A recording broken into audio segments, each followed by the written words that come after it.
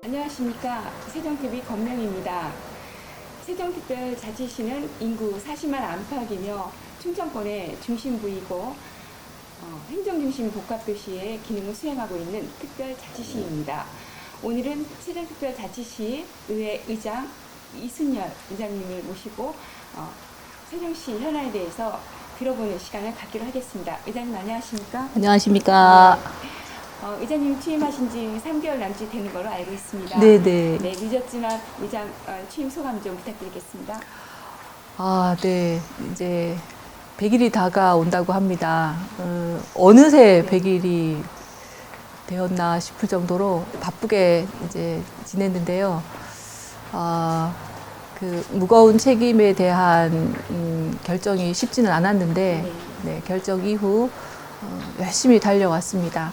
이제 시민들께서 어떻게 바라보실지 조금은 걱정이 되기도 하지만 처음 마음 잊지 않고 계속해서 꾸준하게 시민들에게로 다가가려고 노력하고 있습니다.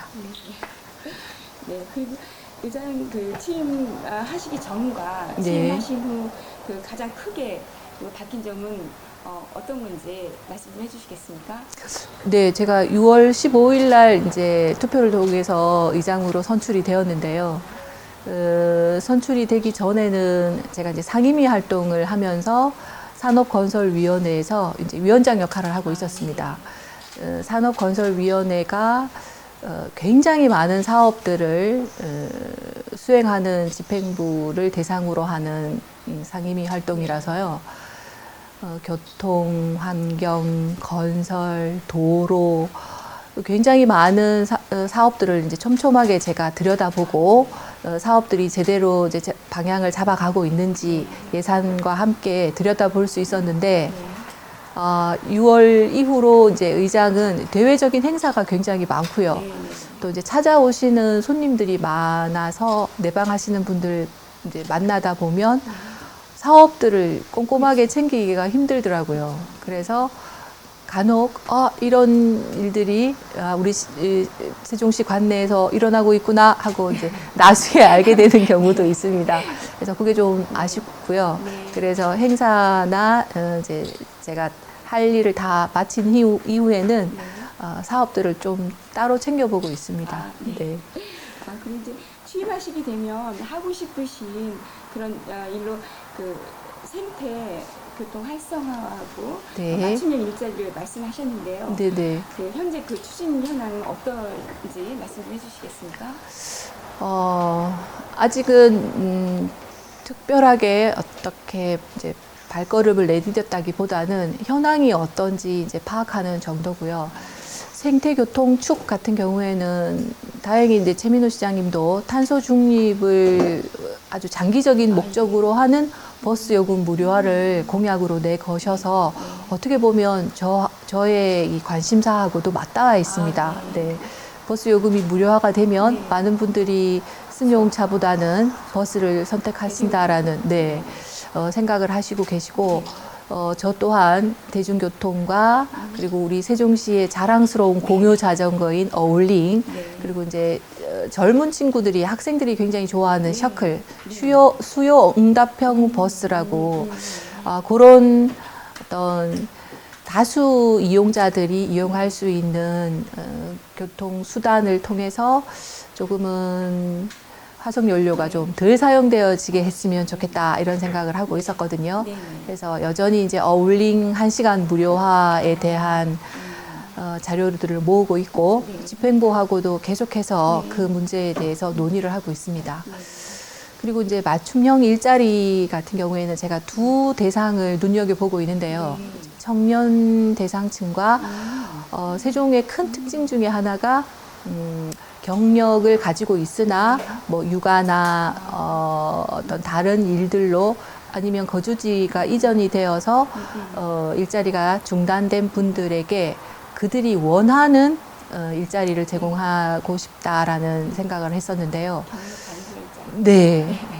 이제 청년 같은 경우에는 3년 이상 계속해서 기업을 유지하면서 종사자 5명 이상을 유지하고 있는 청년 기업을 지금 저희들이 목록화하고 있습니다. 네.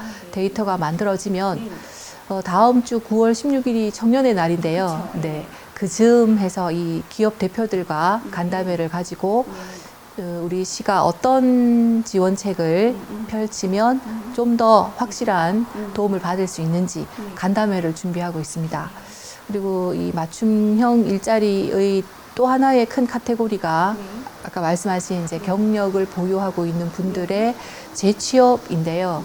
이제 요거 같은 경우에는 우리 시도 굉장히 노력을 많이 하고 있고 직장 마음 센터를 통해서 직장을 다니는 분들의 고충도 들으면서 또 제2의 직장을 원하는 분들의 소망까지도 저희들이 다 지금 듣고 있는데 좀 더 적극적인 활동을 통해서 그분들에게 세세하게 만족할 수 있는 부분을 찾아가겠다. 이렇게 말씀을 좀 드리겠습니다. 네, 알겠습니다. 예, 다음 그 지난달 그 통과된 그 국제 세종 이사당 그 설치에 대해서와 그 대통령 네. 그 집무실 설치 등 세종을 둘러싼 그런 이슈들이 많은 걸로 네. 알고 있습니다. 이에 대한 그 생각과 향후 그 어떤 대책 방안을 갖고 계신지요? 그 국회 운영위원회 소위원회에서 네. 규칙이 통과될 때 제가 네. 국회에 있었습니다. 그러세요. 그 통과가 됐다고 이제 전달받았을 때의 기쁨이 엄청났고요. 저희가 여야를 가리지 않고 의원님들이 박수를 치고 환호를 하고 같이 서로 축하를 하고 했었습니다. 이제 앞으로 남은 게 이제 법사위원회에서의 이 자구, 문구 이런 걸 통과를 하면 이제 본회의에서의 마지막 단계를 남겨두고 있는데요. 가장 중요한 것이 이제 수도권에서의 동일한 공감. 정말로 이 수도권 과밀을 해소하기 위해선 국회가 이전을 하게 되면 단순히 국회만 오는 것이 아니라 엄청나게 많은 언론 매체나 또 주변에 많은 리서치 회사들도 있고 이 국회 주변에서 같이 협업하고 있는 많은 업종들이 있습니다. 같이 이동이 될 텐데요.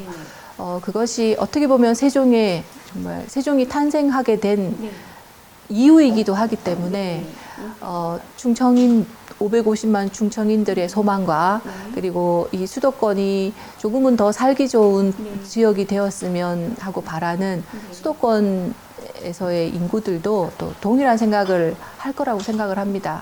그래서 과밀한 수도권은 좀 더 안정적인 도시로 또 우리 세종을 비롯한 충청권은 더욱더 발전하는 충청권으로 모두가 같이 힘을 모았으면 좋겠습니다. 지금까지는 집행과의 관계가 원만하지 못했다고 합니다. 네. 현재는 어떤 관계를 유지하고 계신지. 제가 6월에 이제 의장으로 선출이 되었을 때 우리 최민우 시장님께서 굉장히 축하를 많이 해주셨습니다. 그 진심이 담긴 축하를 받고 제가 굉장히 기뻤는데요. 사실 시청이나 저희 의회나 각자 기관의 단위 사업보다는 모두가 세종 시민들의 안전과 또 복리를 위해서 일하는 기관이거든요. 다만 그것이 이제 실현시키는 방법상의 차이 때문에 그동안 조금의 이제 갈등이 있었다고 본다면 그런 방법론상의 차이는 만나서 대화를 나누고 실제로 이제 저희가 어제 본회의 때 인사청문회에 관한 조례가 통과가 되었는데요. 이 인사청문회 같은 경우에는 사실 저희 세종시만 17개 시도 중에 유일하게 없었던 시입니다. 그런데 운영위원회를 잘 통과를 했고 본회의도 잘 통과를 했는데 이것이 그간에 집행부하고의 조금 힘들었던 출자 출연 기간에 대한 그 조례를 상쇄할 수 있는 인사청문회 조례가 되지 않을까. 그리고 제가 어제 115건의 안건을 방망이를 한 건 한 건 두들기면서 인사청문회 통과가 되었을 때 굉장히 기뻤고 이것이 우리 집행부하고의 어떤 약간의 엉킴을 풀 수 있는 매듭이 되었으면 좋겠다라는 생각을 했습니다. 연결고리가 됐습니다. 네, 네, 예, 네. 예, 예. 네, 감사합니다. 의장님, 그리고 최근 논란이 되었던 그 세종 그 시장의 그 공약 사업으로 네. 추진 중에 4대 진입 관문 네. 이 사업에 대해서 어떻게 생각하십니까? 도시가 도시민들이 생각하는 도시의 이 정체성이 굉장히 많이 바뀌고 있다고 생각을 합니다.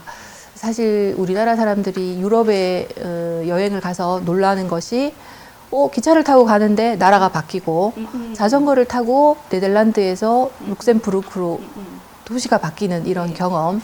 신기술이에요. 그렇죠. 네. 이 경계라는 것이 어떻게 보면 유무형적인 어떤 차별이라면 새로운 도시적인 정체성이 갖는 건 공간의 개방을 통해서 우리가 그 속에서 일어나는 문화의 차이로 네. 도시의 차이를 이야기를 해야지 어떤 유형적인 조형물을 통해서 도시를 나누는 건 저는 좀 이제 낡은 인식 이라고 생각을 합니다.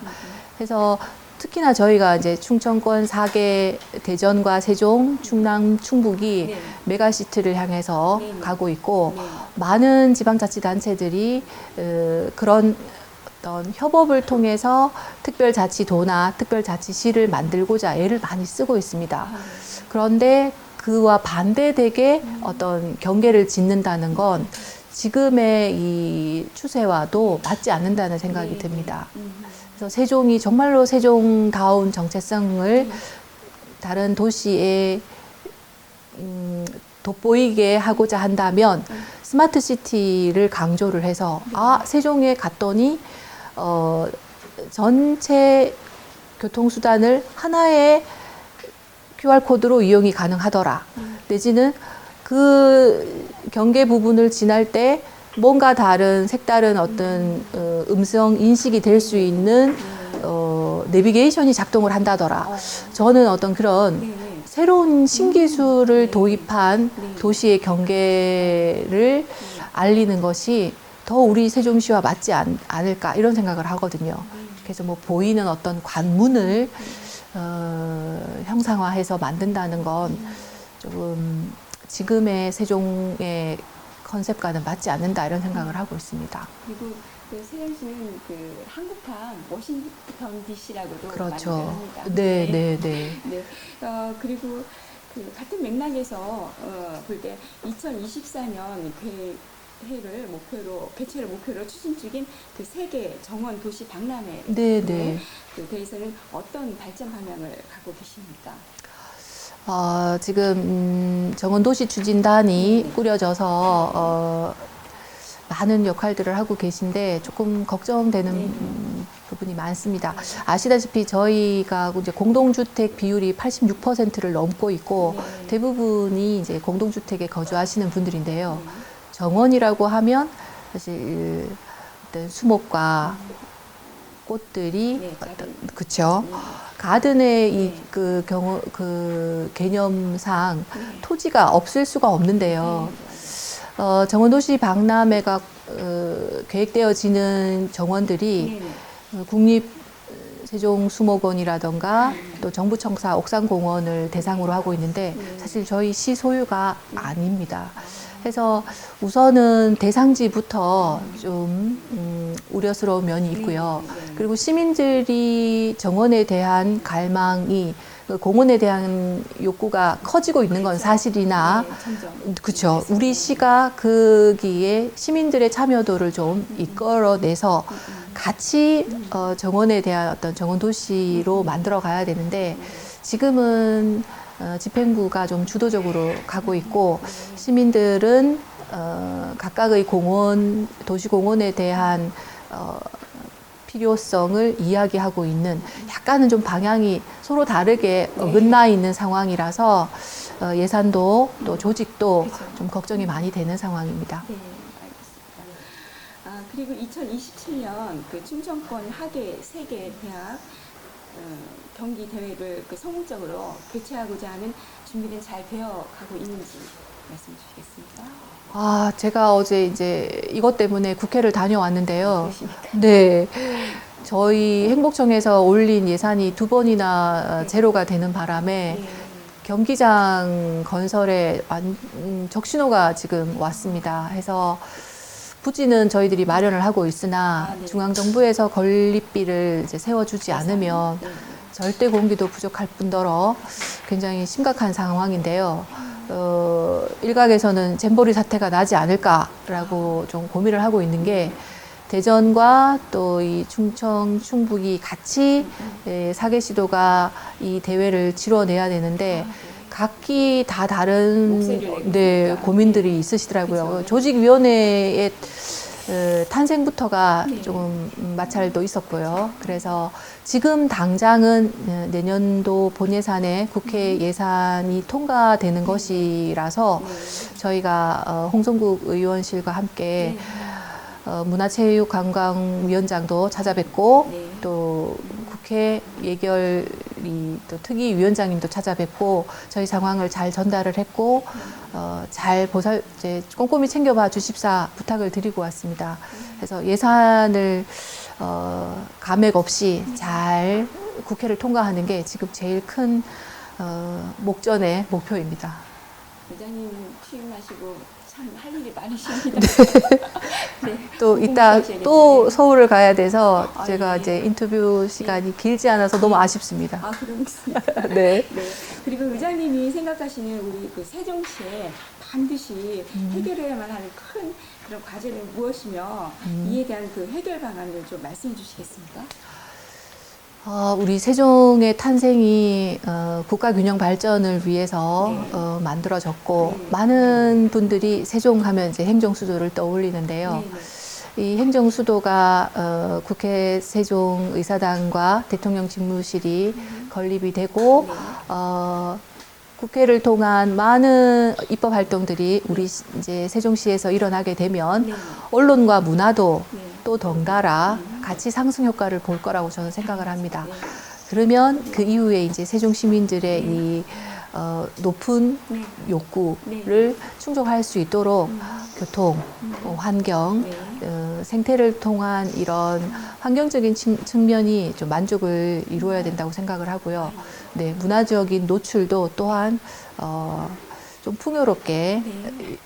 연령별로 네. 이루어졌으면 좋겠다 이런 생각이 듭니다. 그래서 해야 할 일이 굉장히 많습니다. 그렇습니다.